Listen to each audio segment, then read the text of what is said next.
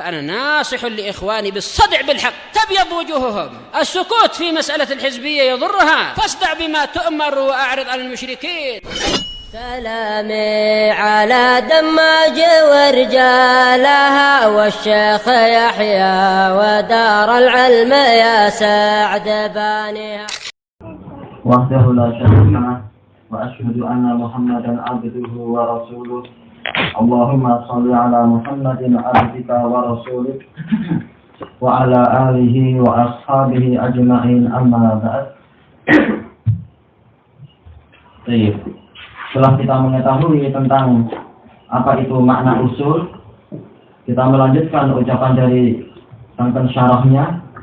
Fal muallifu al-Imam Muhammad An-Najdi rahimahullah arada an yubayyana lin-nas. Maka sang penulis yaitu Imam Muhammad An-Najdi rahimahullah ingin untuk menjelaskan kepada orang-orang anna hunaka sittata umur, bahwasanya di sana ada 6 perkara lam yafhamha katsirun minan nas, yang tidak dipahami oleh kebanyakan manusia, ma'a wuduhid dalalah, padahal penunjukannya itu jelas, minal kitabi wa sunnah, dari Al-Quran dan As-Sunnah. Wa hiya min usuli hadzal din, dan 6 perkara itu termasuk dari prinsip-prinsip agama ini. Wa qawluhu bayyanaha Allah Ta'ala bayanan wadhiha, telah Allah Ta'ala jelaskan dengan penjelasan yang terang.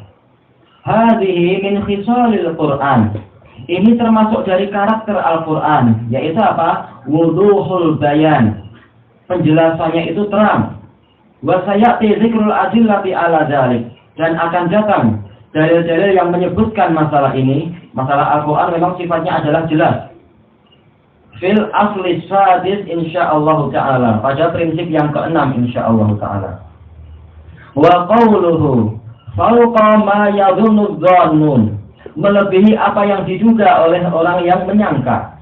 Fal Quran bayyinun wadihun jali, maka Al-Quran itu jelas dan terang. Sama ya, jali juga terang. Laisa kama qalahu ba'dul mubtadi'ah, tidak seperti yang diucapkan oleh sebagian mubtadi'ah. Maksudnya di sini adalah para ahli filsafat, alladzina qalu, yang mereka mengatakan innal Qur'an al-ghazun wa ahaji, bahwasanya Al-Quran itu hanyalah teka-teki dan tebak-tebakan. Ini ucapan mereka, orang-orang ahli filsafat dari kalangan Asy'ariyah mengatakan demikian. Jadi jangan dikira kalau Allah Ta'ala mengatakan dia punya tangan, berarti memang dia punya tangan. Tapi ini adalah teka-teki, agar orang bekerja keras untuk menyingkap makna di balik itu. Ini kata mereka. Qala al-Imam Ibnul Qayyim rahimahullah, fa innal Qur'an lam yanzil li mujarradit tilawah, sesungguhnya Al-Quran itu tidak turun untuk semata-mata dibaca. Wan iqadi as-salati alaih, bukan agar salat itu menjadi sah dengan Al-Quran itu. Bukan untuk itu saja Al-Quran. Bal unzila liyutadabbar, bahkan Al-Quran itu diturunkan untuk dipelajari. Wa yuqal, untuk dipahami. Wa yuhda bihi ilman wa amala, agar orang dengannya mendapatkan petunjuk secara ilmiah dan secara pengamalannya, secara penerapan. Wa yubsar minal ama, agar orang itu menjadi melihat setelah dia itu buta. Menunjukkan apa? Al-Quran memang sebagai penjelas, bukan sekedar teka-teki saja membuat orang bingung, bukan, bahkan untuk membimbing orang yang kebingungan menjadi paham. Wa yursyadu minal ghai, dan agar orang itu terbimbing dari kesesatannya.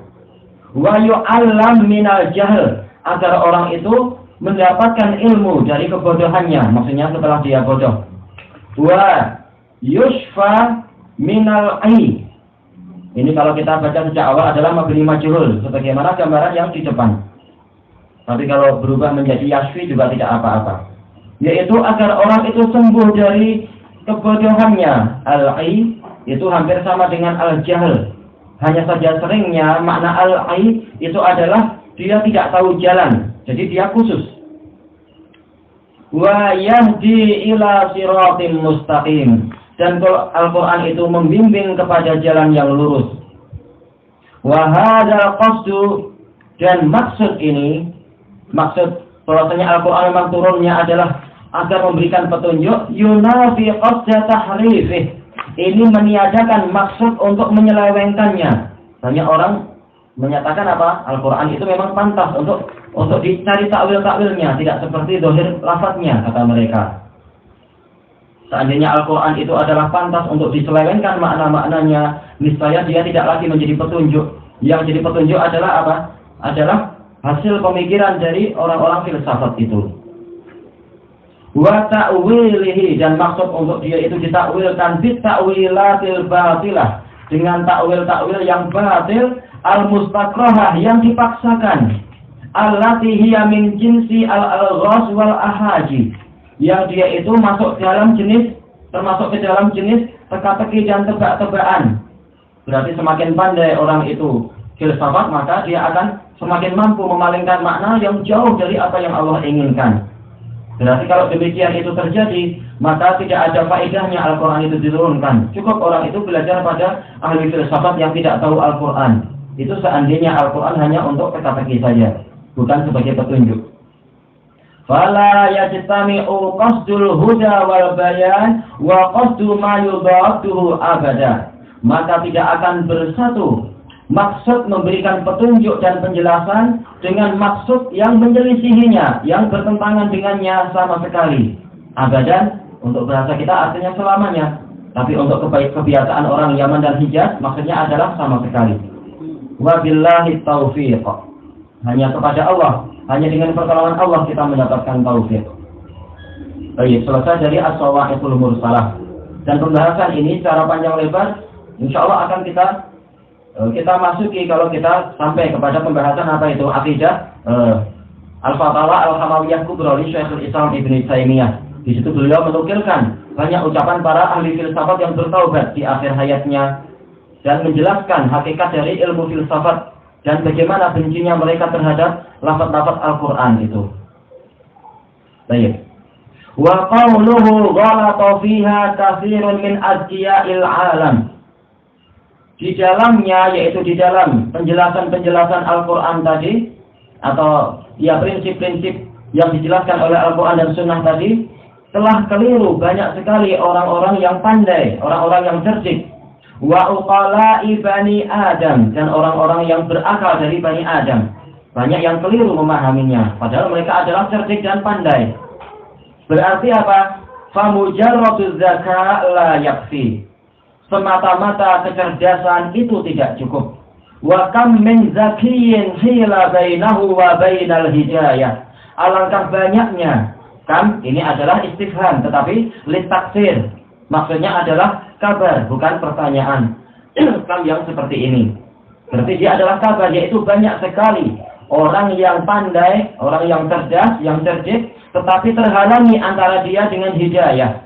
Fataufiqu biyadillah. Maka taufik itu ada di tangan Allah, yu'tihi may yasha. Dia berikan kepada siapa yang dia kehendaki. Sebagaimana kita tahu kecerdasan Hirqal di dalam hadis Abi Sufyan itu. Lafaz-lafaz yang panjang dan terbukti menunjukkan apa memang Heraklius itu adalah cerdas sekali, tetapi dia tidak mendapatkan petunjuk. Demikian pula siapa? Banyak sekali seperti Abu Jahal. Walaupun dia sangat pandai di masa jahiliyah, tetapi dia ternyata tidak mendapatkan hidayah. Karena dia lebih suka kepada apa? Asofiyah kaum dia. Ansyad Az-Zahabi rahimahullah. Imam Az-Zahabi mengumandangkan syair, hatafaz zaka'u wa qala lastu binafi'in. Kecerdasan itu, kecerdikan itu telah memanggil dan dia berkata, aku itu tidak bermanfaat illa bi taufiqin minal wahhabi, kecuali dengan taufik dari zat yang maha memberi. Selesai dari Syiar A'lamin Nubala. Dan ini juga seperti yang disebutkan oleh Imam Al-Wadi'i rahimahullah. Berapa banyak dari orang yang aku jumpai, dia itu lebih cerdas daripada aku. Tetapi seiring dengan waktu ternyata apa? Dia bagaikan sesuatu yang diterbangkan oleh angin, tidak ada bekasnya. Allah Ta'ala yang memilih siapa yang dikokohkan kaki dia dan nama dia di muka bumi sebagai orang yang baik. Baik. Wa min asbabil dhalal, berarti dari sini kita perlu mengambil beberapa pelajaran. Apa yang menyebabkan orang pandai itu terhalang dari hidayah, sehingga terhalang untuk masuk surga, padahal dia di dunia adalah cerdas, tapi justru dia kafir. misalkan. Maka kita akan membahas sekarang secara ringkas dan termasuk dari sebab-sebab kesesatan wa mawani'il hidayah dan penghalang-penghalang hidayah minha ma yali, di antaranya adalah berikut ini. Al-awwal ittiba'ul hawa, mengikuti hawa nafsu. Walaupun dia cerdas, kalau hawa nafsu diikuti maka dia akan tersesat dari petunjuk. Qala Allah Ta'ala wa la tattabi'il hawa fayudillaka an sabilillah, dan janganlah engkau mengikuti hawa nafsu, karena hawa nafsu tadi akan menyesatkan dirimu dari jalan Allah. Ini nasihat Allah kepada siapa ini dalam surat Shad ini? Kepada Nabi yang sangat disayanginya juga, yaitu siapa? Raja. Nah, ayahnya Sulaiman bin siapa? Yang sholat malamnya paling dicintai Allah, yang puasanya paling dicintai Allah. Ayo, Nabi Daud. Ya, ayat ini nasihat Allah kepada Nabi Daud. Padahal Nabi Daud adalah maksum dan beliau adalah luar biasa zuhud dan pandai. Tetapi tetap Allah Ta'ala ingatkan, jangan ikuti hawa nafsu, nanti kamu tersesat. Wa qala subhanah, Allah yang Maha Suci berfirman, fa illam yastajibu lak, kalau mereka tidak memenuhi seruanmu wahai Rasulullah Nabi Muhammad, fa'lam annama yattabi'una ahwa'ahum, maka ketahuilah mereka itu hanyalah mengikuti hawa nafsu mereka. Menunjukkan barang siapa berpaling dari dalil, berarti dia ikut hawa nafsu. Wa man adallu mimman ittaba'a hawahu bighairi hudan minallah, dan siapakah yang lebih tersesat daripada orang yang mengikuti hawa nafsunya tanpa mendapatkan petunjuk dari Allah. Kemudian yang kedua, al-kibr, kesombongan. Kesombongan menyebabkan orang terjauhkan dari kebenaran dan petunjuk. Qala ta'ala, sa'asrifu an ayati alladziina yatakabbaruna fil ardi bighairil haqq. Aku akan memalingkan dari ayat-ayatku orang-orang yang menyombongkan diri di muka bumi tanpa alasan yang benar. Beda kalau alasannya benar, seperti langkah sombong yang dilakukan Abu Dujanah radhiyallahu anhu di hadapan orang kafir di waktu perang Uhud itu. Ya Rasulullah mengatakan, inna hadhil misyah abghadaha Allah illa fi mithli hadzal mawdi'. Sesungguhnya langkah sombong semacam ini Allah benci kecuali di tempat semacam ini. Yaitu apa? Di hadapan orang kafir, biar orang kafirnya takut di medan perang. Adapun secara umum kesombongan itu Allah Ta'ala benci, dan dalil tentang masalah ini banyak. Baik. Ini menunjukkan bahwasanya orang yang sombong dia tidak akan mendapatkan petunjuk. Sebagaimana riwayat yang sahih dari Mujahid rahimahullah taala, beliau mengatakan la yanalul ilma al-mustakbir wa al-mustahyi. Orang yang sombong dan orang yang pemalu dia tidak akan mendapatkan ilmu. Yang sombong jelas, adapun yang pemalu maksudnya adalah apa? Dia malu untuk dianggap dia itu rendah, belajar bersama anak-anak kecil. Sehingga apa? Selamanya dia tidak akan mendapatkan ilmu. Atau malu untuk apa? Bertanya kepada teman istilahnya apa? Seletingnya, sekelasnya. Nah, ini adalah rasa malu yang bukan pada tempatnya. Sebagaimana disebutkan oleh Imam Ibnu Abdul Bar rahimahullah taala di dalam Jami' Bayanil Ilm wa Fadlih, beliau mengatakan apa itu? Al ilmu yafiru minal mutakabbir kama yafiru ma'u min makanin ali. Ilmu itu lari dari orang yang sombong seperti larinya air dari tempat yang tinggi. Baik. Kemudian yang ketiga, penghalang hidayah, ajamul mubadarati ilam tisali amrillah. Tidak bersegera untuk melaksanakan perintah Allah. Ketika datang waktunya dia menunda-nunda, maka boleh jadi dia akan tersesat setelah itu. Allah Ta'ala radu bi ayyakunu ma'al khawalifi wa qada Allahu ala qulubihim. Orang-orang munafik itu mereka ridha untuk bersama para wanita yang tertinggal, yaitu tidak ikut perang Tabuk. Dan Allah mengunci mati terhadap hati-hati mereka, fahum la ya'lamun. Maka mereka pun menjadi tidak tahu. Kenapa? Karena ketika diseru untuk melaksanakan jihad yang wajib, yaitu perang Tabuk, ternyata mereka menunda-nunda. Lebih suka kumpul dengan apa? Para wanita yang mendapatkan udzur itu, ahlul adzar. Akibatnya apa? Allah mengunci hati mereka dan mereka jadi tidak punya ilmu. Wa qala ta'ala, ya ayyuhalladzina utul kitaba aminu bima nazzalna. wahai orang-orang yang diberi Alkitab, ini seruan kepada Yahudi dan Nasara, berimanlah kalian kepada apa yang telah kami turunkan, yaitu Al-Quran, musaddiqan lima ma'akum, yang dia itu membenarkan apa yang ada pada kalian, membenarkan Taurat dan Injil. Ini memang sifat Al-Quran. Min qabli an natmisa wujuha, sebelum kami menghapus wajah-wajah. Bagi orang yang tidak segera melaksanakan ajaran Al-Quran ketika tiba waktunya, maka dia diancam dengan apa? Wajahnya itu akan dihapus oleh Allah. Fanaruddaha ala adbariha, kemudian kami balikkan wajah tadi ke arah belakang. Au nal'anahum kama la'anna ashabas sabt, atau kami melaknat mereka sebagaimana kami melaknat orang-orang yang mencari ikan di hari Sabtu itu. Wa kana amrullahi maf'ula, dan urusan Allah itu pasti terjadi.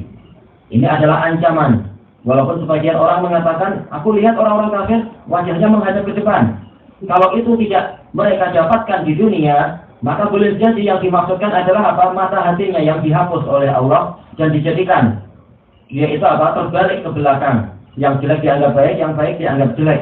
Dan nanti di alam kuburnya akan benar-benar apa itu? Dia terancam dengan kepalanya itu dipelintir ke belakang, seperti yang disebutkan oleh Imam Ibnu Rajab di dalam kitab beliau Ahwalil Kubur, pengerian di alam kubur.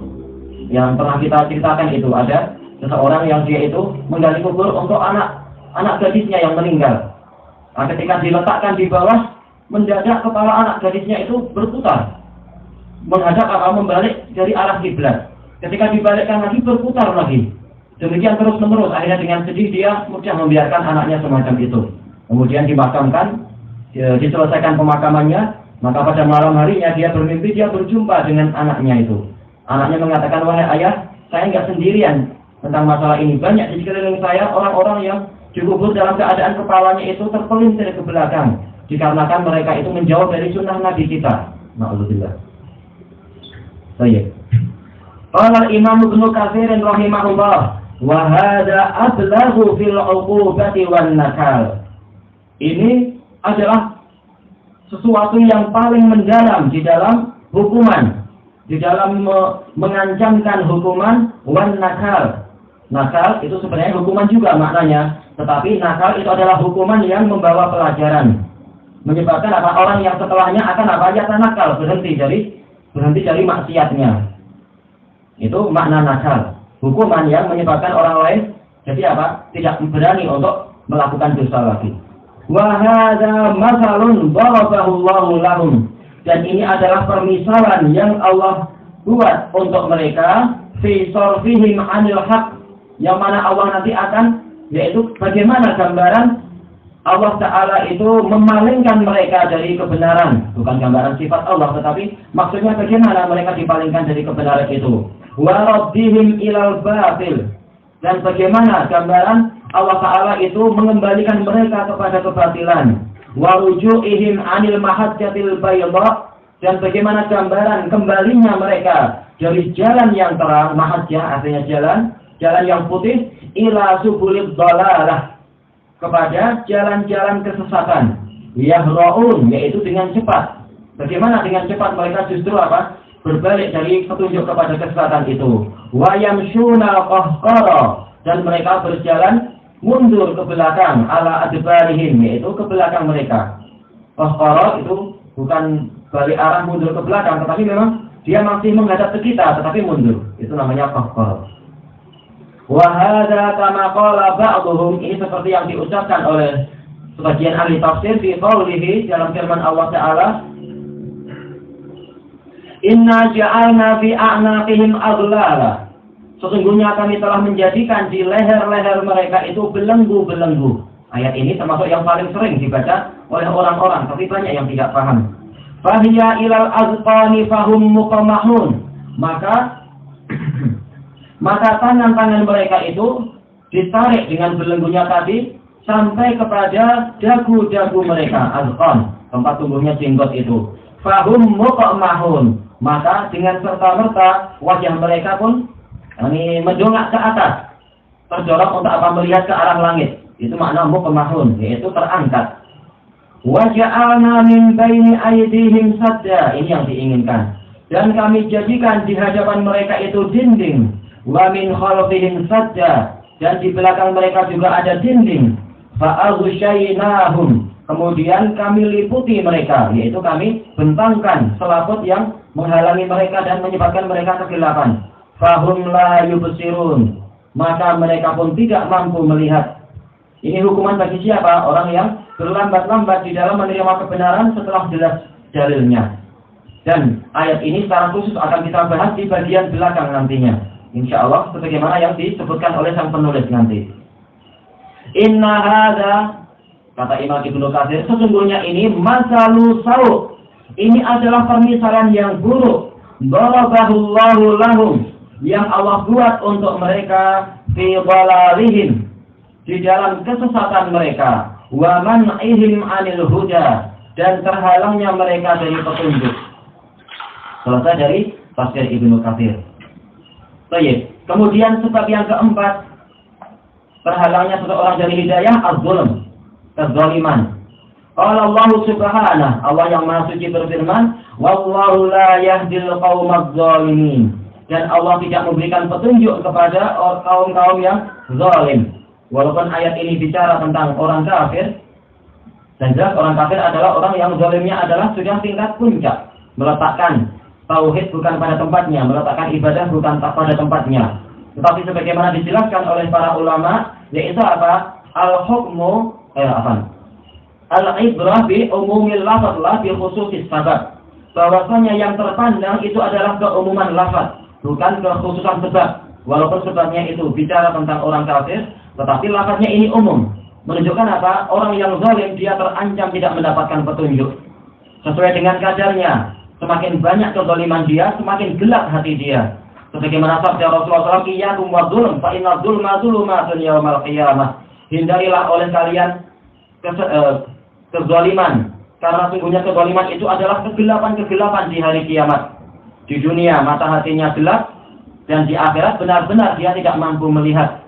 Padahal di dunia saja kalau kita naudzubillah buta, kita jalan di tempat yang sudah kita kenal saja, kita akan kesulitan. Bagaimana di hari kiamat yang belum pernah kita datang? Kalau salah langkah akan tergelincir ke dalam neraka, naudzubillah. Baik. Al-khamis, sebab yang kelima, mahabbatul baqa'i 'ala jahl. Lebih suka untuk tetap di atas kebodohan. Sudah dikasih kesempatan belajar, ada kesempatan dan ada kemampuan, ternyata dia lebih suka untuk tetap di atas kebodohannya. Maka ini adalah apa? Sebab dia akan terhalang dari petunjuk. Qala ta'ala wa amma samudu fahadainahum. Adapun kaum Samud, kami itu telah memberikan petunjuk kepada mereka. Maksudnya petunjuk di sini apa? Yaitu bimbingan melalui Nabi Saleh alaihi salatu wassalam, dibimbing setiap hari. Tetapi masalahnya apa? Masalahnya adalah fastahabbul ama 'alal huda. Mereka lebih menyukai kebutaan daripada petunjuk. Akibatnya mereka pun benar-benar celaka. Sudah ada pelajaran-pelajaran dari Nabi Saleh kepada mereka, tetapi mereka yang berpaling. Baik. As-sadis, yang keenam, tazyimus syaitan, yaitu setan menghiasi mereka, menghiasi langkah-langkah mereka, menghiasi cara berpikir mereka, sehingga mereka tidak lagi menganggap bahwasanya apa petunjuk adalah petunjuk. Akibatnya mereka terus di atas kesesatan. Qala Allah Ta'ala wa zayyana lahumus syaitanu a'malahum. Dan setan menghiasi untuk mereka amalan-amalan mereka. Fasaddahum 'anis sabil. Maka setan itu menghalangi mereka dari jalan yang lurus. Wa kanu mustabsirin. Padahal dulu mereka itu memiliki mata yang tajam. Ya, di dunia fisik mereka memang hebat. Ayat ini turun tentang siapa itu? Kaum Ad dan Samud. Mereka fisik mereka hebat, badannya kuat, matanya tajam. Tetapi karena dihiasi oleh setan, akibatnya apa? Mereka tidak tahu jalan yang lurus. Wa qala subhanahu an Hudhud. Allah Ta'ala berfirman menukilkan ucapan Hudhud. Wa zayyana lahumus syaitanu a'malahum. Dan setan menghiasi untuk mereka amalan-amalan mereka. Fasaddahum 'anis sabil. Maka setan itu menghalangi mereka dari jalan yang lurus. Fahum la yahtadun. Sehingga mereka tidak mendapatkan petunjuk. Faknya adalah apa itu? Fak yang menunjukkan akibatnya. Akibatnya mereka tidak mendapatkan petunjuk. Hudhud ini berkomentar tentang siapa? Iya, tentang Ratu Saba dan pengikutnya itu. Ini menunjukkan apa? Hudhud memiliki kecerdasan dan memiliki keimanan, mampu bicara dengan pembicaraan orang-orang yang berakal, sebagaimana dijelaskan para ahli tafsir. Ini menunjukkan bahwasanya apa? Kecerdasan dan keimanan itu Allah Ta'ala berikan kepada siapa yang Dia kehendaki. Bahkan Allah menghendaki diberikan kepada burung, atau Dia berikan kepada siapa saja yang Allah kehendaki. Bukan setiap orang yang cerdas itu pasti pantas untuk mendapatkannya. Itu sisi yang pertama. Sisi yang kedua menunjukkan bahwasanya ucapan yang ikhlas dan murni dan disertai dengan petunjuk dari Allah, boleh jadi Allah akan mengabadikan ucapan tersebut. Nggak mungkin kita akan mengatakan Hudhud ketika bicara itu ribuan tahun yang silam, dia yakin ucapan dia diabadikan Allah dalam Al-Quran. Nggak mungkin dia tahu itu. Tapi ternyata Allah Ta'ala mengabadikan ucapan dia, dimasukkan di dalam kitab yang paling agung di alam semesta. Juga seperti siapa? Seperti Luqman. Ketika beliau menasihati anaknya berdua, mana nyangka dia bahwasanya ucapan dia itu dicatat Allah di dalam kitab yang terbaik sebagai pelajaran sampai hari kiamat. Ini adalah buah dari keikhlasan. Sebagaimana komentar dari siapa? Imam Ibnu Baz ketika mengomentari siapa? Syekh Muqbil. Hada min simaril ikhlas, hada min simaril ikhlas. Padahal Syekh Muqbil di mana? Di tempat yang jauh terpencil, yang dulu zaman itu hampir tidak dikenal di percaturan perdagangan ataupun politik dan lain-lain, dikelilingi gunung dan penuh dengan penyakit. Memang ma'ruf. Zaman itu dikelilingi gunung, udaranya itu enggak keluar, sehingga apa? Penuh dengan penyakit di situ. Tapi Allah menghendaki beliau bicara langsung apa? Sampai kemana-mana. Bahkan walaupun beliau adalah orangnya lemah sakit-sakitan, ketika beliau bicara, kita akan menggoncang Amerika. Ternyata suara ini sampai di surat-surat kabar di Amerika sana, goncang mereka. Akhirnya mereka mengirimkan banyak mata-mata. Sampai saya mobil tertawa. Aneh juga. Allah yang menyampaikan suara itu ke tempat yang tidak disangka-sangka. Baik. Adapun yang berikutnya di kesempatan yang lain, wallahu ta'ala a'lam. Insyaallah.